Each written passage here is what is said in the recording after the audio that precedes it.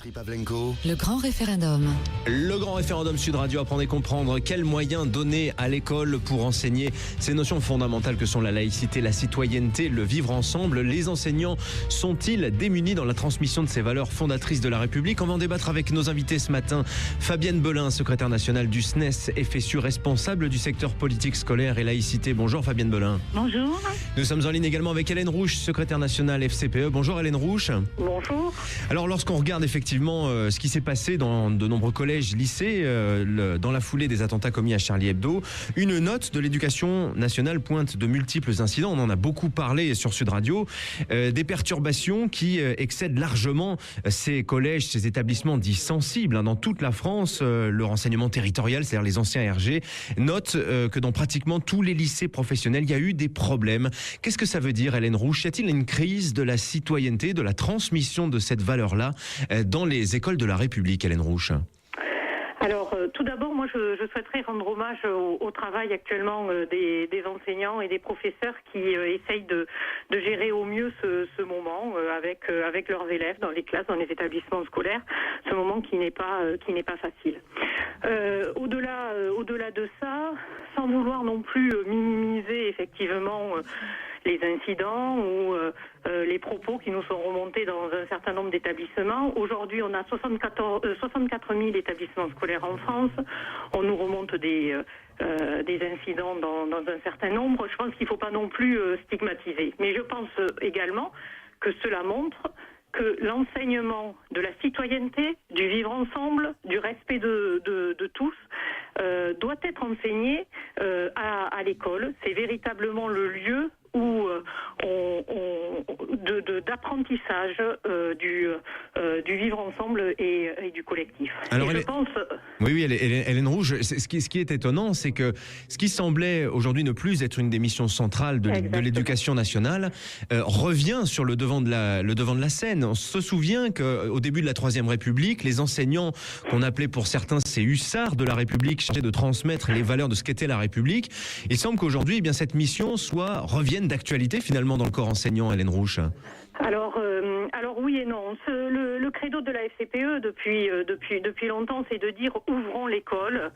L'école ne doit pas être un endroit clos hermétique qui évoluerait en dehors de la société, qui serait une bulle comme par magie. Les enfants, lorsqu'ils arrivent à l'école, lorsqu'ils franchissent le portail du collège, du lycée, ils oublient tous leurs problèmes familiaux, sociaux, de ce qu'ils voient et de ce qu'ils vivent dans leur quartier, chez eux. Non, l'école, ce n'est pas ça. Et l'école, elle doit s'ouvrir à la société. C'est pour ça que quand vous parlez de hussards de la République, moi, je pense pas qu'il faut en revenir là, et au contraire.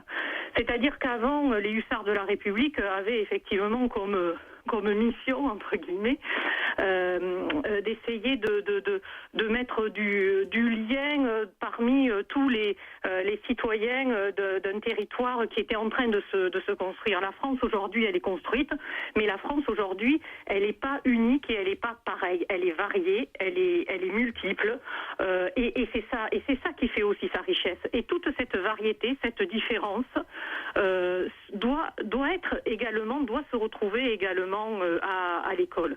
Et cela passe par le fait d'ouvrir l'école. Il faut ouvrir l'école aux parents, il faut ouvrir l'école à la société. Et oui, on n'est pas tous pareils. Oui, on n'a pas tous la même religion. Oui, on n'a pas tous la même culture, on pense pas tous de la même manière, mais on a les mêmes valeurs, on a les mêmes principes, et on a tous un grand respect et une volonté de défendre la République. D'ailleurs, je pense que les Français l'ont largement montré au travers de toutes les mobilisations qui ont eu maintenant depuis 10 jours et qui ont dépassé. Enfin, c'était, moi j'étais à Toulouse, c'est quand même, j'ai jamais vu ça, quoi. Et donc on voit bien que tous ces valeurs, cette République, c'est ça qui fait notre force et notre unité. Mais après, au-delà de ça, on est différents, on n'a pas la même couleur, pas la même religion, on pense pas des fois de la même manière.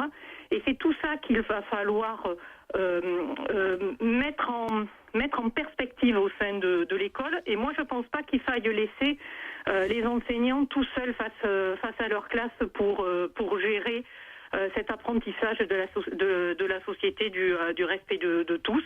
Il faut faire entrer des associations, il faut faire entrer les parents également. Il faut qu'on ait une école qui soit ouverte et qui soit aussi à l'image de la société. Alors Hélène Rouche, vous dites l'école est ouverte sur la société, elle doit s'ouvrir sur la société car les jeunes qui rentrent à l'école n'oublient pas le monde duquel ils viennent, la société dans laquelle ils évoluent au quotidien. Alors il y a aussi ce risque aussi peut-être de faire entrer de la politique dans l'école. Est-ce bien sain finalement de faire respecter des minutes de silence pour commémorer la mémoire des victimes d'un attentat terroriste? Est-ce la mission de l'école finalement, ce genre d'opération qui conduit dans certains cas, vous l'avez relativisé en disant que c'est quand même que dans une centaine d'établissements sur 74 000 au total. Néanmoins, est-ce qu'on court pas un péril finalement à faire entrer comme ça des éléments politiques à l'intérieur de l'école, Hélène Rouche? Alors, premièrement, il faut savoir que vous adressez à une population des ados qui sont toujours dans la provocation, dans l'opposition, etc. Donc, c'est pas toujours le fruit des profs qui représentent justement l'autorité et qui certains peut-être sont justement trop dans cette relation d'autorité ou alors et donc voilà, donc là c'était aussi l'occasion un petit peu de se démarquer pour ces ados-là. Donc je pense pas qu'il faille cristalliser là-dessus. La minute de silence, effectivement, on pourra en débattre. Je pense que on n'en est pas, peut-être c'est un peu tôt. Par contre, l'école est le lieu où il doit y avoir le débat, l'échange, où la parole doit pouvoir s'exprimer, où toutes les questions peuvent être posées. Parce que c'est pas tant de dire il y en a 2 ou 3 là qui pendant la minute de silence ont fait du bruit, n'ont pas respecté, etc.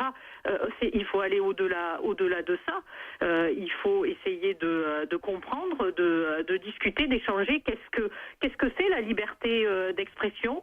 Est-ce que ça veut dire qu'on a le droit de tout dire, de tout faire? On le voit bien, non, puisque il y a eu la condamnation de Dieudonné, mais donc c'est toutes ces réflexions-là qu'il faut faire vivre au sein de l'école. Et moi, je pense pas que c'est pas parce que les enfants ont 11 ans, 12 ans que toute cette réflexion, on n'est pas capable de l'accompagner et de la porter. Je vous donne juste un tout petit exemple. Dans un collège de Haute-Garonne, on a mis en place des ateliers de philosophie dès la 6e.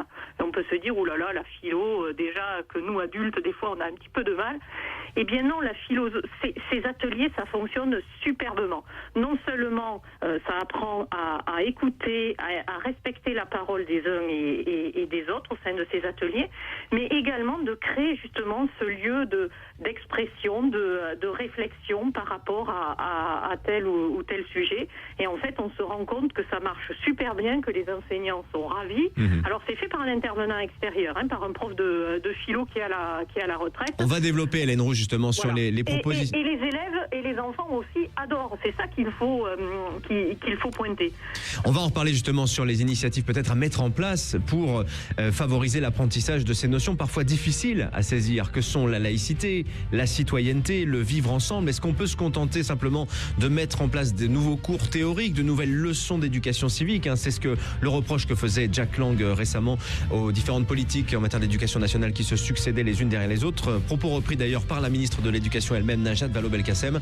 On va continuer à débattre de ces notions-là, laïcité, citoyenneté, vivre ensemble. Comment renforcer l'école dans cette mission d'apprentissage de ces notions fondamentales de la République à l'école? Vous restez avec nous, le grand référendum. Dans un instant, on donne la parole à Fabienne Belin, notre seconde invitée. 0826 300 300, 15 centimes la minute. Si vous souhaitez vous aussi intervenir dans l'émission. À tout de suite. Sud Radio. Le grand référendum. Le grand référendum Sud Radio, apprendre et comprendre. Faut-il prendre autant au sérieux les provocations exprimées par certains élèves lors de la minute de silence la semaine dernière à la mémoire des victimes des attentats terroristes?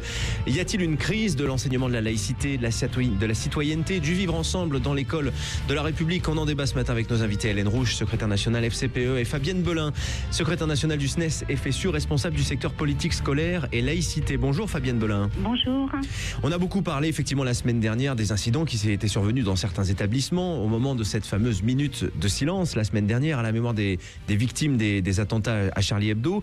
Des enseignants qui, pour certains, ont dit leur désarroi, leur isolement, leur difficulté finalement à expliquer aux élèves ce qui s'était passé et puis surtout à leur faire passer le message suivant. Résistons tous ensemble, la laïcité, la citoyenneté, ce sont des valeurs de la République. On a quand même entendu dans certains collèges des élèves briser la minute du silence en entendant l'hymne algérien, hurlant des slogans hostiles à la police. Alors Fabienne Belin, quel est le débat aujourd'hui dans le corps enseignant entre ceux qui disent il faut discuter et ceux qui disent il faut des sanctions? Y a-t-il un débat aussi vif que cela au sein du corps enseignant aujourd'hui, Fabienne Belin? Je voudrais d'abord dire juste un mot par rapport à l'intervention précédente pour dire que je partage vraiment grandement l'analyse qui a été faite par Hélène Rouche juste avant moi. Donc ça va permettre d'expliquer peut-être un peu plus la suite de mon propos. Pour en revenir aux élèves et aux interventions des élèves et à leur refus de participer à la minute de silence, je pense qu'il faut à la fois ne pas minimiser les choses, mais ne pas non plus en faire, comme le disait Hélène Rouche, une généralité. Une généralité. Ouais. Et il faut, en plus des éléments qu'elle a donnés, ce sont des adolescents aussi, il peut y avoir une part de provocation. Il y a un élément important à prendre en compte, me semble-t-il, dans la situation, c'est le choc auquel on était tous soumis jeudi, au moment de cette minute de silence, et l'impossibilité d'avoir le moindre recul. Donc, y compris en tant que prof, on était un peu démunis finalement pour expliquer ce qui s'était passé, trouver des mots justes. Non pas sur le fond, mais démunis par le fait qu'on était nous-mêmes sous le choc et que c'est difficile de se découper en rondelles. On est à la fois citoyen, on est parent, on est prof. Là, il fallait qu'on soit prof. Et donc, il fallait avoir un certain recul. Et je pense que beaucoup de profs ont pris, et comme l'a dit Hélène Rouche aussi, ont pris le temps. Il y en a certainement qui ont été démunis du fait de cette urgence, du fait que c'est pas dans la pratique qu'ils ont au quotidien dans leur discipline, et je reviendrai là-dessus. Mais je pense que pour l'essentiel, il y a eu à la fois la volonté de donner des éléments de réponse à nos élèves qui nous interpellaient. Soit par des questions, soit ils nous interpellaient aussi en refusant éventuellement cette minute de silence. Et puis, la volonté il ne s'agit pas de sanctionner. Alors, tout dépend. Il y en a eu des sanctions. Oui, Fabienne Belin, il y a des élèves dont les parents ont été convoqués, on leur a expliqué que leurs enfants avaient tenu tel ou tel propos, ou s'étaient comportés de telle ou telle manière. Il y a eu des sanctions quand même à l'encontre de certains élèves. Oui, alors ça dépend un petit peu de la nature de l'intervention de l'élève. Alors après, mais la réponse à ça, c'est de toute façon avant tout le débat. Le débat et il faut que la discussion puisse s'engager avec les élèves. Et en ce sens, là aussi, je suis complètement d'accord avec le fait que l'école, même s'il y a un devoir de neutralité pour les enseignants, pour les enseignants et pour les personnels, l'école, c'est pas un lieu aseptisé où il doit y avoir aucun débat. Et peut-être que c'est vers ça qu'il faut aller, c'est-à-dire vers plus d'espace de débat, qui existe déjà, c'est ça que je voulais dire aussi. Mais l'école sanctuaire, Fabienne Belin, l'école sanctuaire, l'école fermée sur elle-même, concentrée sur l'enseignement des apprentissages, en déconnexion finalement avec ce qui fait l'actualité, qui rythme le quotidien. Vous pensez que cette école-là, c'est terminé? Il faut peut-être changer de modèle pour vous penser, Fabienne Belin? Mais je pense que l'école, c'est pas ça. Moi, je ne crois pas que l'école soit une école sanctuaire. Et justement, c'est un des éléments que je voulais donner au début, c'est que les collègues ces questions, elles nous sont posées au quotidien dans nos enseignements et depuis longtemps. Et c'est pas la première fois qu'on a discuté de ça avec le ministère, avec il y a un tas d'autres sujets. C'est pas la peine de remonter très loin en arrière. Mais on voit l'enseignement, le projet d'enseignement de l'enseignement de cette morale laïque ou cet enseignement laïque de la morale, selon comment on souhaite l'appeler. C'est finalement quelque part le programme de l'éducation nationale est rattrapé par l'actualité, si je puis dire là.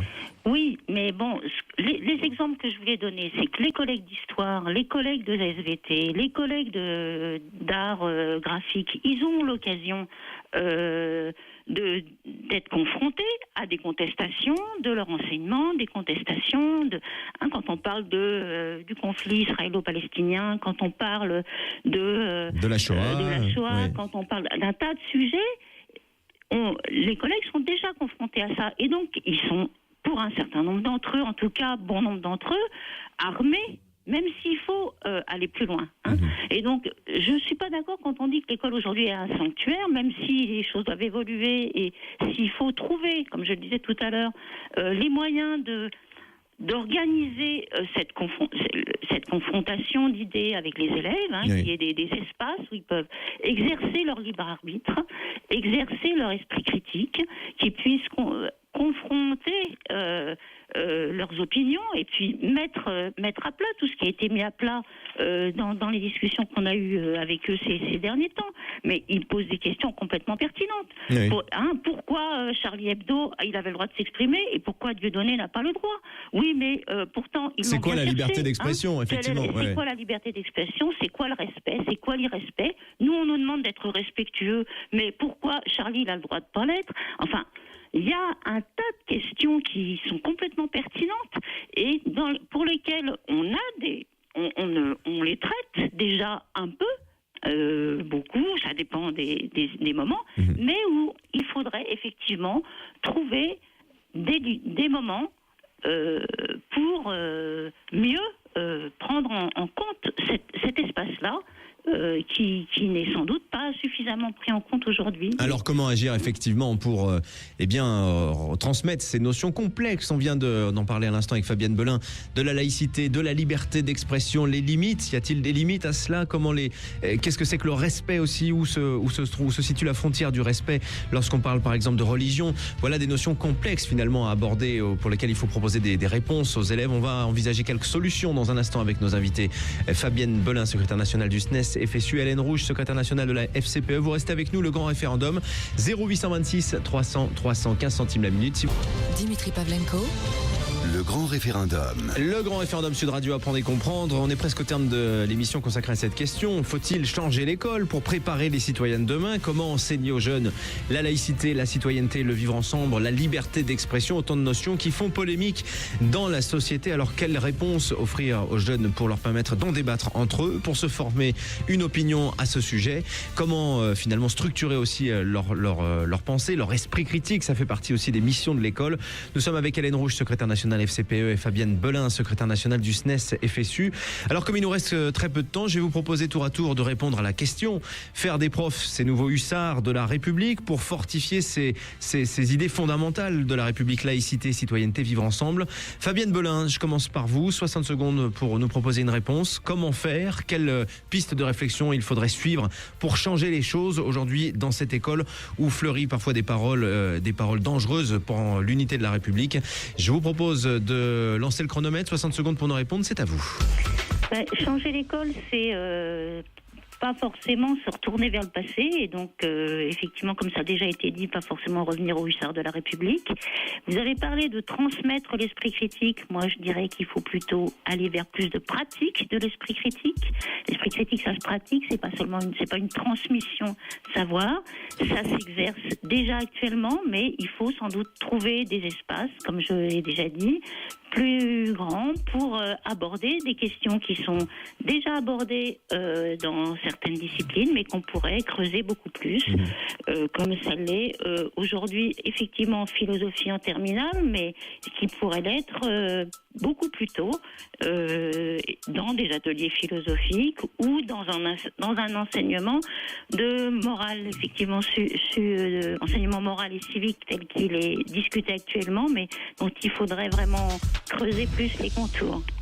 Merci Fabienne Belin, secrétaire nationale du SNES FSU. Favorable, donc vous êtes à peut-être l'enseignement de la philosophie un peu plus tôt dans le cursus scolaire avant la terminale. Peut-être pas d'ailleurs sur le mode sur lequel ça se fait en terminale. Peut-être davantage une philosophie naturelle. Engager le débat, s'écouter, c'est essentiel pour se comprendre.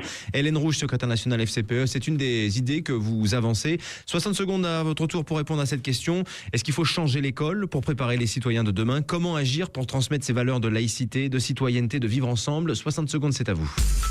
Oui, il faut changer l'école parce que la société, elle change. Et moi, je pense qu'il y a 3 axes là-dessus. C'est premièrement, comme on en a longuement parlé, ouvrir l'école à la société. Ça veut dire ouvrir l'école aux parents, aux familles, aux associations complémentaires à l'école qui y sont déjà, mais les faire également entrer dans les collèges, dans les lycées. L'école ne doit pas être un lieu clos et hermétique à ce qui se passe en dehors de ces grilles. Deuxièmement, l'école doit être également un lieu d'apprentissage de la citoyenneté, mais au sens concret, c'est-à-dire faire participer les enfants, les élèves, dès le primaire, à une démocratie au sein de l'établissement. Aujourd'hui, on a des outils, mais ces outils ne fonctionnent pas. C'est pour le moment un leurre. Il faut leur donner de la vie et du corps. Et puis, troisièmement, c'est une refondation de l'école, de ce qui se passe dans la classe. C'est-à-dire revoir la manière dont on enseigne aux enfants. On l'a dit, désormais, ils sont beaucoup plus curieux, ils ont un esprit d'analyse de l'information, ils l'ont de manière immédiate. Donc maintenant, il faut leur apprendre justement à être critiques, à aller chercher l'information, mais la bonne information. Et voilà, être critique et peut-être aussi contre la théorie du complot. C'est le sujet de notre prochaine émission, le grand référendum. On en parle dans un petit instant. En tout cas, merci à vous d'avoir été avec nous ce matin. Fabienne Belin, secrétaire nationale du SNES FSU. Hélène Rouge, secrétaire nationale FCPE. Le grand référendum continue dans un instant. Il est 10h sur Sud Radio.